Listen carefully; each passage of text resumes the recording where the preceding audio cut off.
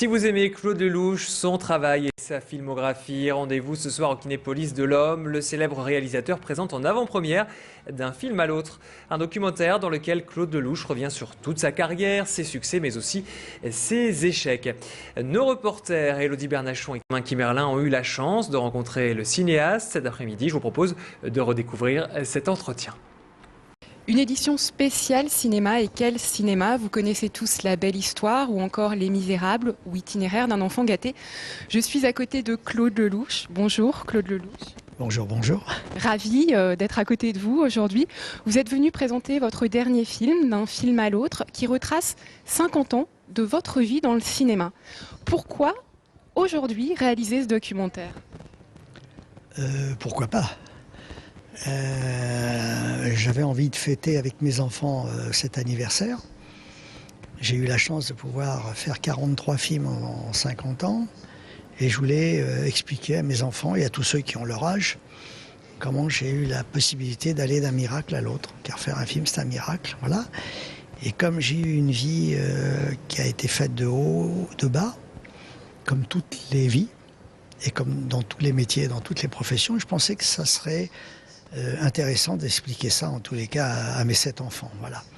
Et puis quand le film a été terminé, devant l'enthousiasme des gens qui sortaient de projection, on s'est dit, tiens, peut-être qu'on va sortir ce film dans le grand public. Au départ, moi, j'avais fait ce film uniquement pour mes copains, mes amis, et autour d'une coupe de champagne, fêter ses 50 ans de cinéma. Donc ça devait être, au départ, un film très, très intime. Alors c'est un film qui dure presque 2 heures. Et puis tous les gens qui sortaient me disaient, mais non, il faut absolument le montrer parce que c'est une métaphore incroyable sur les hauts et les bas de la vie que nous connaissons tous. Je veux dire, je pense que nous avons tous droit à des petites misères et à des joies. Et le film raconte donc justement ce merveilleux voyage qu'est la vie, au pays des merveilles et des horreurs, voilà. Et j'explique que c'est effectivement plus agréable de le faire en première place qu'en classe éco, encore que c'est peut-être quand j'étais en classe éco que j'ai fait mes plus beaux films, voilà. Justement, pendant ces 50 ans, la critique ne vous a pas épargné et pourtant, vous n'en avez jamais eu marre. Vous n'en avez jamais eu marre du cinéma, vous avez toujours continué à en faire. Oui, tout simplement parce que d'abord, je ne la lis pas, la critique. Et puis, j'avais envie d'aller au bout d'une certaine idée que j'ai du cinéma. J'ai consacré ma vie au cinéma, entièrement. Mes jours, mes nuits. Je vis une grande histoire d'amour avec le cinéma. Et s'il y a une chose que je connais un petit peu, c'est le cinéma. Et donc, je me suis dit, il ne faut surtout pas que je me laisse influencer. Il faut que j'aille au bout de ce voyage. Peut-être que j'ai tort, mais peut-être que j'ai raison. Et donc, de film en film, et grâce au public, et grâce à mes succès, j'ai pu creuser ce sillon comme ça. Et j'espère que dans les quelques années qui me restent me permettront de trouver ce que je cherche dans le cinéma, voilà. Et alors justement, moi ce qui m'a surprise, c'est on a l'habitude de voir un réalisateur derrière son petit écran de télévision, un combo. Vous êtes l'œil derrière la caméra et pourtant Jean-Louis Trintignant, dites-vous que vous êtes l'un des meilleurs directeurs d'acteurs. Comment vous faites pour être directeur d'acteurs et caméraman à la fois? C'est encore plus facile. C'est encore plus facile parce que je suis avec l'acteur. Vous savez, la caméra, c'est l'acteur qui a joué dans tous les films de l'histoire du cinéma et dans tous les plans. Donc c'est l'acteur le plus important de l'histoire du cinéma, c'est la caméra. Et donc cet acteur joue complètement avec les acteurs. Par exemple, votre caméraman, là, il est juste à côté de moi, il peut jouer avec moi, je peux jouer avec lui, voilà. Et donc, en étant tout près de mes comédiens, en jouant avec eux, je peux me déplacer avec ma caméra comme si j'étais un personnage.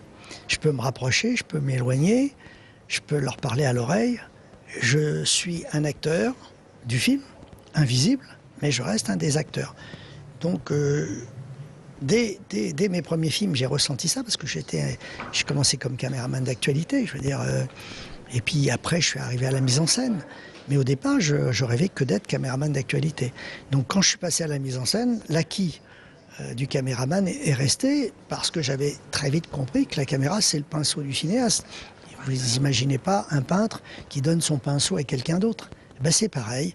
Donc j'ai pratiqué ce cinéma qui aujourd'hui est pratiqué par tous les metteurs en scène puisqu'ils sont derrière leur combo qui est l'équivalent d'une caméra. Donc c'est bien la preuve que j'avais raison.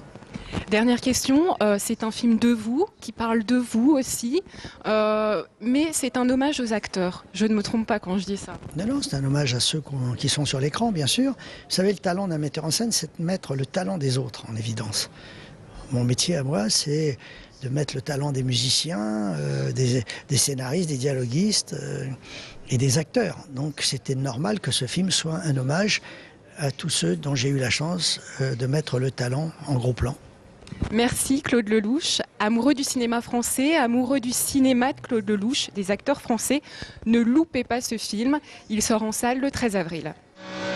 Eh bien oui, en 50 ans de cinéma, j'ai grillé quelques feux rouges, ignoré quelques stops, dépassé quelques lignes jaunes, commis de nombreux excès de vitesse. J'ai même fait quelques dérapages que je croyais contrôlés. Donc, à l'image de cette folle traversée de Paris, où je suis en permanence en infraction avec le code de la route, j'ai le sentiment que mes 50 années de cinéma ont été jalonnées d'infractions au code cinématographique. D'écarts de conduite qui ont provoqué de sacrées polémiques, mais aussi jalonnées de miracles et de rencontres merveilleuses avec le public.